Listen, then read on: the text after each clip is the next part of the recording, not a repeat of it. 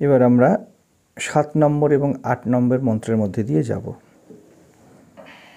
শ্রবণায়াপি বহুভির্যো ন লভ্যঃ শৃण्वन्तोऽपि বহবো ইয়ং ন বিদ্যুঃ আশ্চর্যবক্তা কুশলস্য লব্ধা আশ্চর্যজ্ঞাতা কুশলানুশিষ্টঃ ন নরেণ বরেণ प्रोक्त एष सुविज्ञेयो बहुधा चिन्त्यमानः अनन्यप्रोक्ते गतिरत्र नास्ति अणीयान ह्यातर्कम अनुप्रमाणात्। কি বলতে চাইছে শ্লোক? আমাদের বলতে চাইছে যে সাধারণ মানুষের মধ্যে এই যে তত্ত্বজ্ঞান বা আত্মবিদ্যা, একে জানার মতো অবসরই তারা পায় না। যদি কোনো কারণে পেয়েও গেল, তো এই যে জ্ঞান, এ সঠিকভাবে প্রকাশিত হয়ে বাইরে বেরিয়ে আসতে চায় না, এবং সেই কারণে তারা নিজেদের জীবনে তাকে ঢালতে পারে না। এই রকম জ্ঞানকে প্রতিপাদন করতে পারে এমন ব্যক্তি অতি দুর্লভ। এই জ্ঞান গ্রহণ করতে পারে এমন কুশল জিজ্ঞাসু সুপাত্র অতি দুর্লভ। বিশেষজ্ঞ আচার্য দ্বারা তত্ত্বজ্ঞান এ অনুপ্রাণিত হয়ে তাকে জীবনে ঢালবে এমন তত্ত্ববেত্তা বা তত্ত্বের জ্ঞাতা অতি দুর্লভ। 8 নম্বর মন্ত্র বলছে যে অনধিকারী মানুষ যারা এই বোধকে বা এই বিদ্যাকে সঠিকভাবে বোঝেনি, আত্মতত্ত্ব এমন মানুষের মুখ থেকে বেরোলে তা সহজে বোঝা যাবে না, বা তারা এই বিদ্যা বলার যোগ্য নয়। যদি যে আচার্য সে যথাযোগ্যভাবে এই জ্ঞানের বোদ্ধা না হয়, তাহলে হাজারবার বললেও শিষ্য তা বুঝতে পারবে না। এই বিষয়টি খুব গূঢ়, অতএব তর্ক বিতর্কে একে সীমাবদ্ধ করা যাবে না। দুটো দিকে খুব ভালো করে বোঝার আছে। দেখুন, উপনিষদ পরিষ্কারভাবে বলে দিচ্ছে যে এই তত্ত্ববেত্তাই কথাগুলো আমরা প্রচুর শুনেছি। শ্রীমদ্ ভগবদ্গীতা খুলবেন আপনি, 5 টাকা দিয়ে মারা গেলে যে বুকের উপরে যে পাতলা একদম হালকা একদম জাতা কাগজের উপরে প্রিন্ট করাও যদি শ্রীমদ্ ভগবদ্গীতা কিনে আনেন, তার মধ্যেও তত্ত্ববেত্তা কথাগুলো খুব আছে। ব্যাপারটা কি? বেত্তা মানে যে জানে, তত্ত্ব অর্থাৎ যা বলা হচ্ছে তার মূল জিস্ট কি, উপজীব্য কি, কী কমে লাগবে রে ভাই, এটা হলো তার তত্ত্ব। তত্ত্ব মানে এই নয় যে বড় বড় জিনিস জানি, শুনে রেখেছি, বুঝে রেখেছি, আহা হা ওখানে মহারাজ এই কথা বলেছেন, সেখানে আমি এটি শুনেছিলাম, একে তত্ত্ব বলে না। কর্মে ফলিত হলেই সে তত্ত্ববেত্তা হয়। আপনি ফিজিক্সের অনেক কিছু পড়ে রেখেছেন, আপনি তত্ত্ববেত্তা নয়। আপনি যখন ল্যাবে গিয়ে তার ইমপ্লিমেন্টেশন করছেন, তার ফলে যে অভিজ্ঞতা আপনার সামনে আসলো, তা আপনার জীবনে যে ইমপ্লিমেন্ট রাখলো, জীবনে যে অ্যাপ্লিকেশান রেখে গেল, যে ছাপ রেখে গেল, একে বেত্তা বলা হবে। বলছি এই জীবন সুদুর্লভ, চট করে নিজেকে প্রকাশ করে না। এইভাবে জীবন যে কাটানো, এই জীবন বলতে এই যে আত্মিক স্তরে জীবন কাটানো। এবার আপনি মহারাজ আবার আধ্যাত্মিককে স্পেশাল বলছেন, স্পেশাল বলছি না, বাংলা কথায় সহজভাবে বলতে গেলে বুঝে জীবন কাটানো বড় দুর্লভ। কারণ আপনি আমি, আমাদের যে মানসিক গঠন, আমাদের যে শারীরিক এবং সামাজিক পরিস্থিতি, তাতে চট করে আমাদের মধ্যে কোনো প্রশ্ন উঠবেই না সাবজেক্টিভভাবে। আপনি অবজেক্টিভভাবে লাখ লাখ প্রশ্ন উঠে আসবে আপনার মধ্যে। সামনে ওটা কী আছে, ওই রঙটা এমন কেন, এসিটা এমন কেন, এই রং কী দিয়ে তৈরি হয়, এই লাইটসের কনফিগারেশন কী বানিয়েছে, সব এসে যাবে। কিন্তু আপনার মধ্যে কোনো প্রশ্নটাই উঠবে না যে কে যে এগুলোকে দেখছে। তাই জন্যই বলা হচ্ছে এতে বেশি এফোর্ট দেওয়া উচিত, কারণ আপনার সূক্ষ্ম অস্তিত্ব স্থূল থেকে শ্রেষ্ঠ।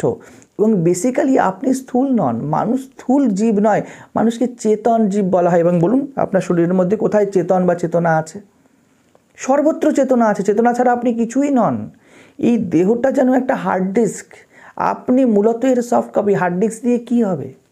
আপনাকে একটা হার্ড ডিস্ক দেওয়া হলো, আপনার কোনো কমে লাগবে?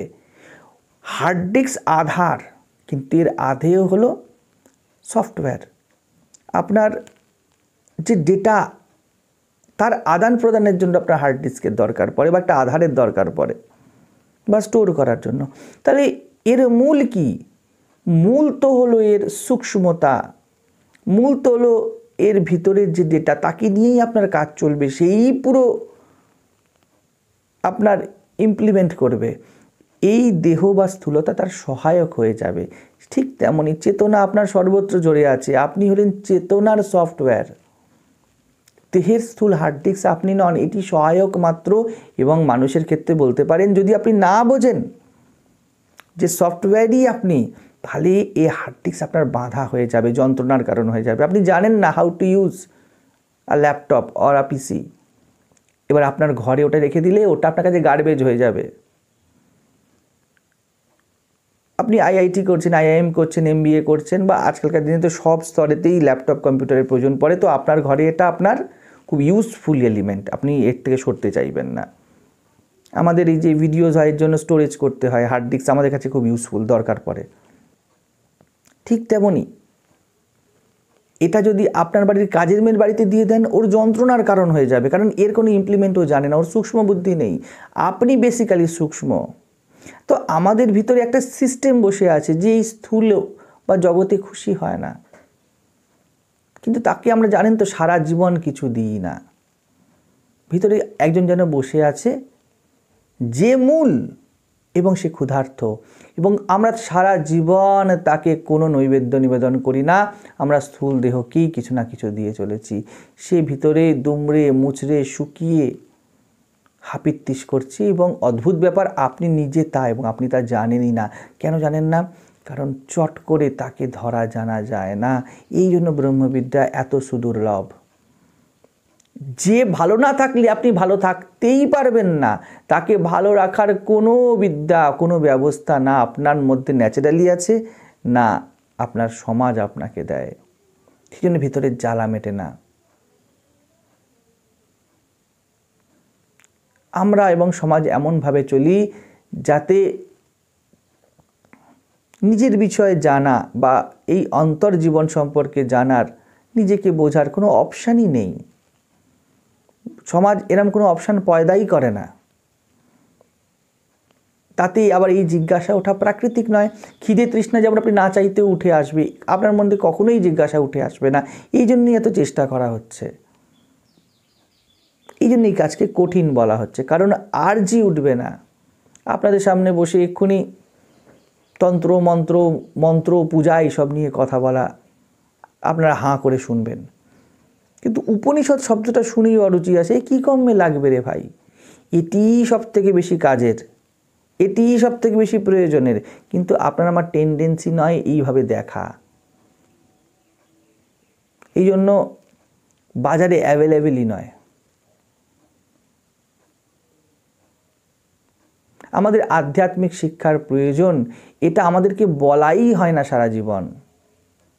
এমন কোনো ইনস্টিটিউশন নেই যা আমাদেরকে এই ভিতর, যা কিনা আমরা মূলত তার শিক্ষা দেয়। আর যদিও পাওয়া যায়, বলছে বোঝার অভাবে জীবনে ঢালতে পারে না। গীতা বুঝি না, কঠোপনিষদ বুঝি না বলে ঢালতে পারি না। মূল কারণ হলো আমাদের জীবনে ঢালতে গেলে কী কাজে তা তো লাগতে হবে, এ কী কাজে তা তো ব্যাখ্যা করতে হবে। আমার সামনে এই হেডফোনটা পড়ে আছে, আপনি যদি এটা বাচ্চার হাতে দিয়ে দেন, ও এই জায়গাটাকে ধরে কামড়াতে শুরু করবে, এই জায়গাটা ধরে কামড়াতে শুরু করবে, কারণ ও জানে না এটা কী কাজের। ঠিক তেমনই আমাদের সামনে শ্লোক পড়ে থাকে, আমরা বুঝতে পারি না এই শ্লোক কী কাজের।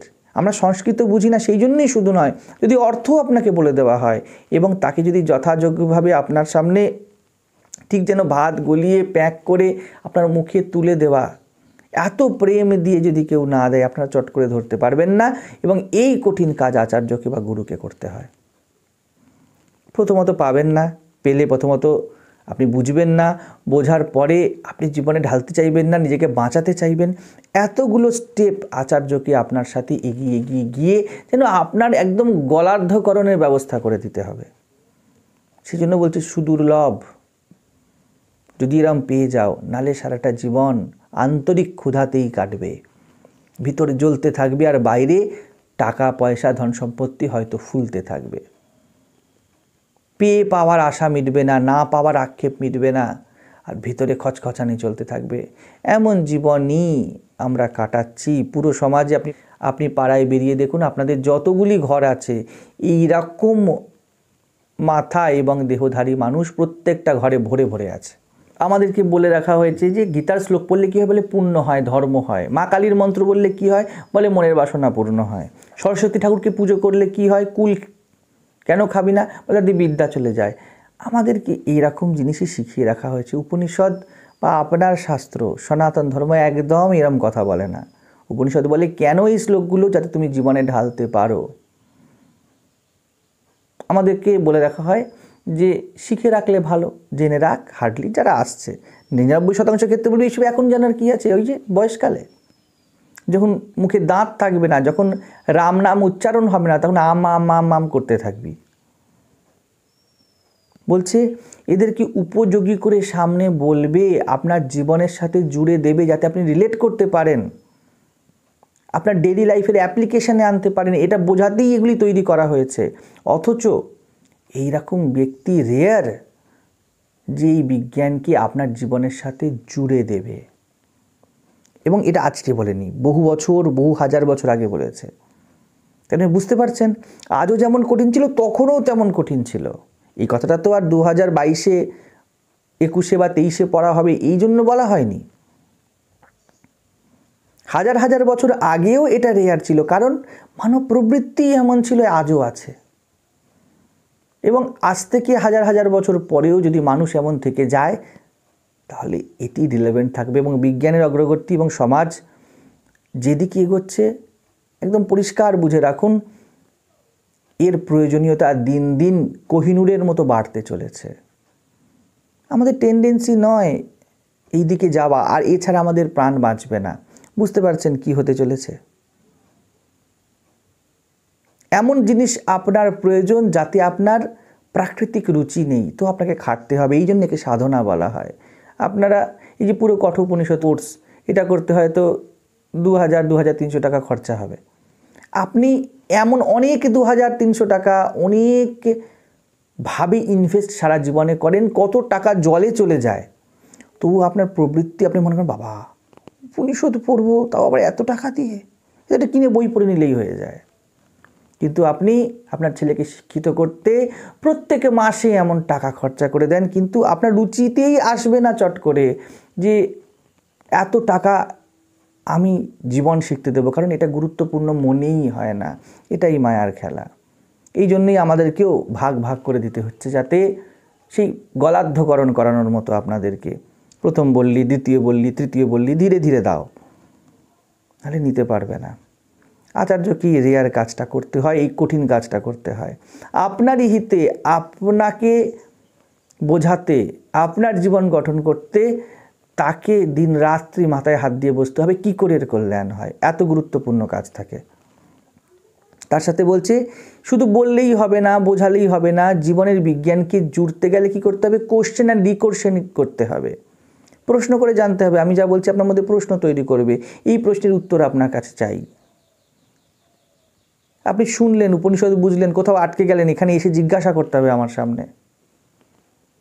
এই জিজ্ঞাসাটা করে তাকে সিরিয়াসলি ধৈর্য নিয়ে নিজের জীবনে ঢালবো, এই যে সূক্ষ্ম ইঙ্গিতটা বুঝবো, এই জীবনে বাঁচবো, এমন ব্যক্তিও দুর্লভ, এমন শিষ্য বা ছাত্রও দুর্লভ। এমন আচার্য চাই যে শুধু শুনে পড়ে অন্যকে পড়ানোর মতো নয়, যে স্কুলে হিস্ট্রি জিওগ্রাফি বই খুললো পড়িয়ে দিলে, এটা এরকম নয়। এমন আচার্যর দরকার পড়ে, বা তাকেই আচার্য বলা হবে যে জীবনে এটা ঢেলেছে। শ্রীরামকৃষ্ণদেব বলতেন যে কাশী গেছে, তার কাছ থেকেই কাশীর খবর নিতে হয়।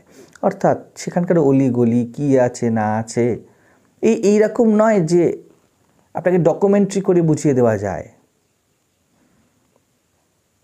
আজকালকার দিনে সেই সুবিধা হয়ে গিয়েছে, কিন্তু উপনিষদ আদি শাস্ত্র জীবন এইরকম নয়। কারণ আপনি যে আপনার সাথে কোথায় চালাকি করে রেখেছেন আপনি নিজেই জানেন না।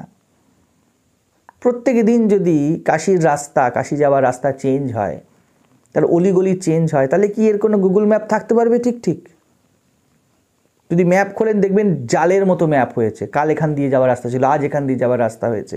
ঠিক তেমনই মানব মন এত জটিল, তাকে জানতে গেলে আপনি যে কোন রাস্তায় গেলে আপনার সুবিধা হবে সেটা বুঝতে হবে।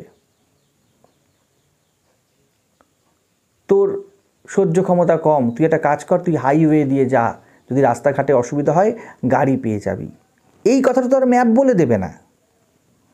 কাশিতে গিয়ে অমুক জায়গাতে স্টে করবি কারণ তোর আর্থিক অবস্থা খুব একটা ভালো নয়, ওই আশ্রমের খবর আমি তোকে দিয়ে দিচ্ছি, এইটা তো আর আপনাকে সব গাইড বলে দিতে পারবে না। দুটো একটা খবর দিয়ে দিতে পারবে আপনাকে, কিন্তু কাশির জল কেমন,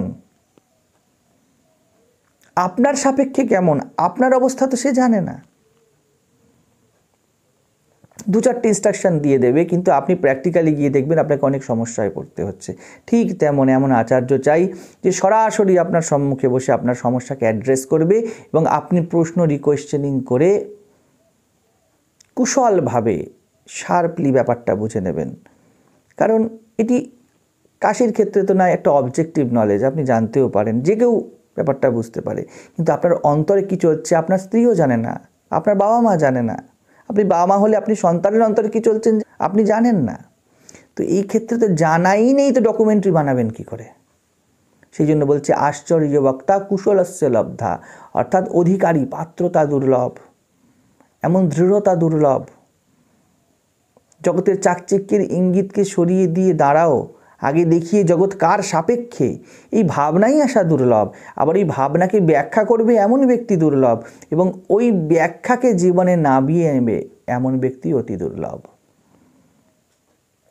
এই বিদ্যা স্কুল কলেজের বিদ্যার মতো নয় যে শিখিয়ে দিলাম, এ তখনই পূর্ণাঙ্গ হয় যখন একে আপনি জীবনে ইমপ্লিমেন্টেশনে আনেন, নাহলে বোঝাই যাবে না। যে ব্যাখ্যা করবে সে ভুল ব্যাখ্যা করতে শুরু করবে। যদি না কেউ সেই জীবনে বাঁচে, তাহলে তার কাছে কোনো অপশান নেই এই ব্রহ্মবিদ্যা আপনাকে শেখাবে, আপনার কাজে লাগবে না।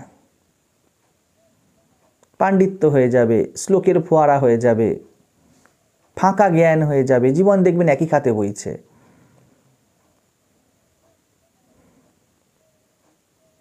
এমন শিষ্য দুর্লভ যে এই বিদ্যার গভীরতা, এর গুরুত্ব, এর প্রয়োজনীয়তা, এর উচ্চতা বুঝে উদ্যোগ নিয়ে দম লাগিয়ে দিয়ে জীবনে নামাবই এমন দৃঢ় সংকল্প করবে বা জীবন গঠন করবে।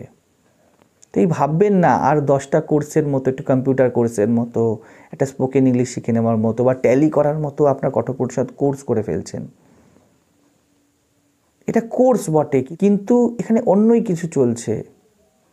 এই কোর্স আপনার কাছে আপনার তাজা জীবন চাইবে, আপনার কাছে সময় অ্যাটেনশান চাইবে, আপনাকে আপন করে নিতে বারবার বলবে, যেন আগুনকে আপন করে নেবা, আপনাকে শোধন করে দেবে। কিন্তু পূর্বে আপনি বলবেন কোর্স কিনে এত কে জলে পড়ে রে বাবা, আপনাকে পোড়ানোর জন্যই কোর্স, কারণ আপনার ভিতরেই এমন কিছু ময়লা বসে আছে যা আপনাকে যন্ত্রণা দিচ্ছে।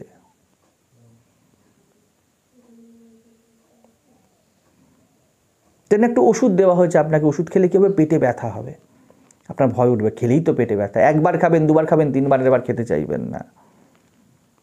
উপনিষদ এমন, কারণ আপনার পেটে ব্যথা হচ্ছে, কারণ পেটে এমন কিছু আছে যাকে নষ্ট হতে হবে, এবং তার নষ্ট হলে আপনার একটু জ্বালা ধরবেই। সিরিঞ্জ আপনাকে দেওয়া হচ্ছে, ইনজেকশন পুট করা হবে, ব্যথা হবে তো, কিন্তু হিত সাধন হবে। আপনার হিত করতেই আপনাকে বলতে হবে নিন জামা হাতাটা তুলে লাগান। এরম হলো উপনিষদ। যদি এত স্টেডিনেস না থাকে যে নিন সিরিঞ্জ লাগান, তাহলে উপনিষদকে নিয়ে আপনি বিশেষ সুবিধা করতে পারবেন না। জীবনের যন্ত্রণা, জীবনের জিজ্ঞাসা এত গভীর হতে হবে, নিজের মূল্যবোধ এত উঁচু হতে হবে যে নিজেকেই নিজে অপারেট করতে পারি, যেন নিজের পেট কেটেই নিজের অপারেশন করছি, নিজেকেই বেআবরু করছি। এত দূর বুকের পাটা চাই উপনিষদ বুঝতে। সেই জন্য বলছে আশ্চর্য, দুটোই আশ্চর্য, যা প্রাকৃতিক নয় তাই আশ্চর্য, যা আপনি দেখেননি, যা শোনেননি, যা ঘটে না তা ঘটবে আপনার জীবনে। 8-10 জনের জীবন যেমন চলছে আপনার জীবন তেমন চলবে না, তাই আশ্চর্য। এটা কি আরও এগিয়ে দিয়ে বলছে যে না নরেণা বরেণা প্রোক্ত, তিনি বলবেন, তিনি বোঝাতে পারবেন না যদি না নিজে বুঝে থাকেন, বা যিনি ওই জীবন লিড করেননি তিনি আপনার জীবনের সাথে জুড়তেও পারবেন না। প্রমাণ কি? দেখুন, আপনি যা যা শিখেছেন, শাস্ত্র থেকে যা যা জেনেছেন, তাকে জীবনে ঢালতে পারছেন কি না। যদি তা কাজে না লাগে, শুধু শিখে রাখাই থাকে, গীতা শিখে রেখেছেন, কথামৃত পড়ে রেখেছেন, অন্য কোনো বেদান্ত গ্রন্থ পড়ে রেখেছেন, তার কারণ দুটো, না হয় আপনি অনধিকারী, নাহলে যিনি বলছেন তিনি অনধিকারী। এ পথ অভিজ্ঞতা লব্ধ সূক্ষ্মতার দিশা। উপনিষদ শুধু বলা বিদ্যা নয়, বাঁচতে হবে উপনিষদকে। বাঁচা হয়েছে এমন কিছু, যাকে করা হয়েছে এমন কিছু, যাকে খাওয়া হয়েছে এমন কিছু। যেমন রসগোল্লা না খেলে তার স্বাদ আপনি কখনোও বলতে পারবেন না, কিছু ধারণাও দিতে পারবেন না। সেই জায়গায় আসবে না লোককে যে আপনি মোটিভেট করবেন যে রসগোল্লা খা, কারণ আপনি নিজেই খাননি। কী করে বলি? এও তেমন, যে নিজে করেনি সে আপনাকে সঠিকভাবে বলতে পারবে না কোথায় এমফাসিস দিতে হবে, তার ভিতরে সেই প্রেম জাগবে না। আপনি মিষ্টি খেয়ে আপনার মিষ্টির প্রতি প্রেম জাগে, তারপরে বলেন খা ভাই বড় ভালো। যে খায়নি এই ক্ষেত্রে সে এই কথাকে এত এক্সপ্রেশন দিয়ে বলতেই পারবে না। আমি একটা উদাহরণ বললাম। কাজে লাগবে মানে কি? একদম লিটারালি উপনিষদ আপনাকে সিদ্ধান্ত নিতে সহায়তা করবে। কোথায়? হাটে ঘাটে, অফিসে, সম্পর্কে, শিক্ষায়, বিবাহে, সন্তান উৎপাদনে। এই তো আপনার জীবন। সব ক্ষেত্রে উপনিষদকে আপনার কাছে নামতে হবে। প্র্যাকটিক্যালি এই শ্লোকগুলি সিদ্ধান্ত নিতে আপনাকে সহায়তা করবে। জানুন, তবে শেখা হলো, না হলে মুখস্থ চ্যান্টিংয়ে কোনো লাভ নেই, কোনো লাভ হওয়ার নয়। তত্ত্ববেত্তা অর্থাৎ আচার্য চাই ও তিনি বোঝাবেন। আমরা হাজার হাজার লাখ লাখ খরচ করব আওড়াতে, ভৌতিক জিনিসকে কালেক্ট করতে, ভৌতিক বিদ্যা শিখতে, কিন্তু যিনি জীবনে ঢেলেছেন এমন কারোর কাছ থেকে শিখতে আমরা এফোর্টই দিতে চাইব না। সেই জন্য বলছি, অনধিকারী কোনো ব্যক্তি যদি এই বিদ্যা বলে, অর্থাৎ অনধিকারীকে যে জীবনে ঢালেনি সেই অনধিকারী। আপনি উপনিষদ শিখেছেন কিন্তু জীবনে ঢালেননি, আপনি অনধিকারী। তাহলে এ উচ্চারণ করার যোগ্যতা তখনই আসবে, এবং সেই উচ্চারণ করলে আপনি বুঝতে তখনই পারবেন যখন ওই ব্যক্তি তাকে আচরণ করেছে। তো এটা পড়ানোর ক্রাইটেরিয়াই হলো এই জীবন আপনাকে বাঁচতে হবে। অনেকে আমাকে বলে যে আপনি উদাহরণ কি করে দেন? উদাহরণ এই কারণে দিতে পারি, কারণ এই যে মন্ত্রগুলোকে আমি আমার চোখের সামনে হতে দেখছি, ঘটতে দেখছি, নিজের জীবনে দেখছি, এবং যারা কথা বলতে আসে তাদের মধ্যে দেখছি, জীবনে হাঁটতে চলতে গিয়ে দেখছি এই শ্লোকগুলোই যেন ঘুরে ফিরে বেড়াচ্ছে। কারোর কাছে গিয়ে এমন শিখতে হবে যে আপনার জীবনের সাথে জুড়তে পারে, নাহলে মনে হবেন দূর আকাশের কি একটা বলে দিল, কিছুই বুঝতে পারলাম না। আর আপনার দিক থেকে কি দরকার? আপনার দিক থেকে দরকার পাত্রতা। আমি বুঝতে চাই, এইটুকুই আপনার যোগ্যতা। আমি বুঝতে চাই, আর কোনো প্রিজুডিস কিন্তু চাই না এর সাথে। তাহলেই মাত্র উপনিষদ, গীতার মতো শাস্ত্রকে জীবনে ঢালা যায়। উপনিষদ বলছে, গীতা, উপনিষদ, যোগ বাশিষ্ঠ, পঞ্চদশী বলে দিল, তাতে কাজ হবে না। এর গভীরতায় যেতে হবে, কারণ এর ভাষা, এর ভঙ্গিমাও এমনভাবেই করা যে এ চট করে নিজেকে যেন ওপেন করতে চায় না।